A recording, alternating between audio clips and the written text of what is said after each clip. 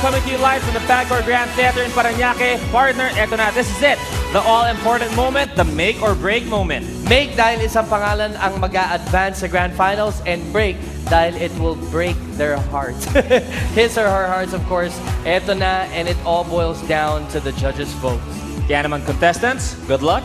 Judges, good luck. The floor is yours.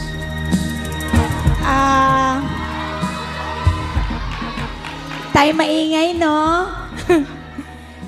Ngayon ay ito naman ang isa na namang pinakamahirap para sa amin. Muriel, napakagaling mong kumanta. Imported talaga ang boses mo. Pero ang daming nag-text sa akin, isang dakot na sangkabaklaan. At ang aming boto ay ibibigay ko para sa iyo, Gio. Thank you po.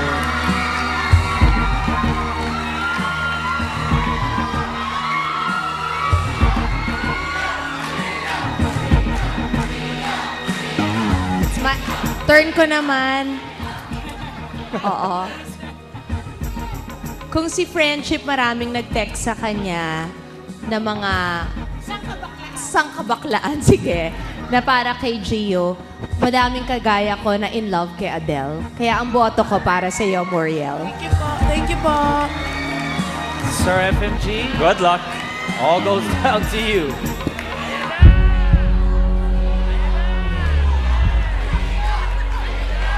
Sandali po, quiet lang po. Pakinggan po natin si Sir FMG. You know, I hate it really if I'm the last one to make the decision because I normally get it from the guy who won't make it, no? Pareho kayong magaling, no? Pareho kayong magaling. Napakahirap talaga to make a decision. But my vote goes to Muriel.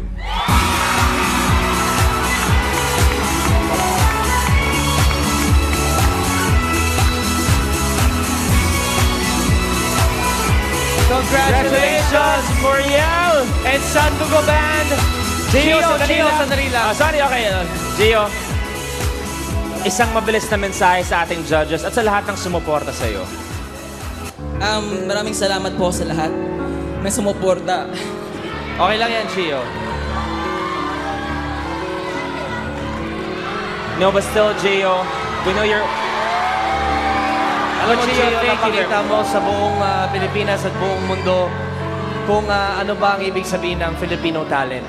At yan, you are so blessed at pinagmalaki mo yan sa buong Pilipinas. At marami naman sumusuporta sa family mo, sumusuporta dito sa Cebu. And he's really, really emotional ngayon talaga. Kapamilya, palapakan po natin, Gio and Rebucas! Thank you very much. Muriel, lapit na tayo sa ating mga judges. Anong gusto mong sabihin? Thank you po. Thank you po very much, Miss Chris, Sir FMG, Miss Ai. Thank you po. Thank you po for believing in my talent. Thank you. Judges, any last words for Muriel and Sandugo? Actually, we didn't know, di ba? Ano yung actual voting tally? Makikita ba natin ngayon? Yung totoo? Later pala. So, ang ano lang, everybody was so deserving. Actually, si Willie was so good. Gio was so good. Saurog was very talented. I mean, third season, we've really had such a stellar batch. So, talagang dumaan kayo sa butas ng karayom to make it. Itong opportunity ito, binigay talaga ng Diyos. Panghawakan ninyo, galingan ninyo. Congratulations sa inyong dalawa. And looking forward to seeing you in Araneta. A very emotional Miss Ai. Meron ba kayong gustong idagdag? Good luck and galingan nyo and be humble every time. That's right. Congratulations. Sandugo Dito kayo. Band! Sandugo Band and Muriel, you are the third and fourth grand finalists for this season! Congratulations, Sandugo and Muriel! If you want more PGP exclusive videos and behind-the-scenes footage, like Head & Shoulders on Facebook, like us too on Facebook, Filipinas Got Talent's official fan page. At kung gusto nyong maranasan ulit ang kaba, saya, lungkot, at kung ano-ano pang emosyon, you can do that by going to iwanttv.com.ph.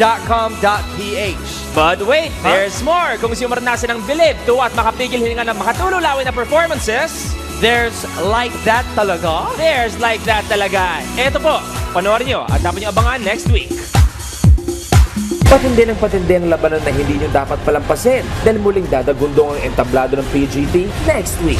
6 amazing acts from all over the Philippines, all of them on a single mission, and that's to win 2 million pesos.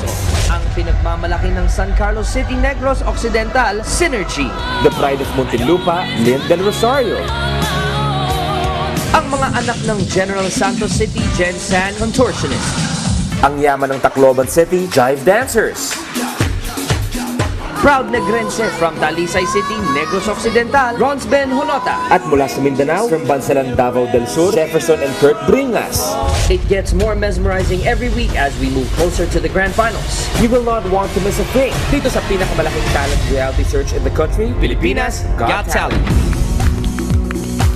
Yan ang dapat yung abangan dahil hindi kami titigil sa pag-showcase ng galing ng Pinoy. Kaya magkita-kita tayo next week, ilabas ang talento at daigin ng mundo. We will continue to show the world what we've got. This is Pilipinas Got Talent!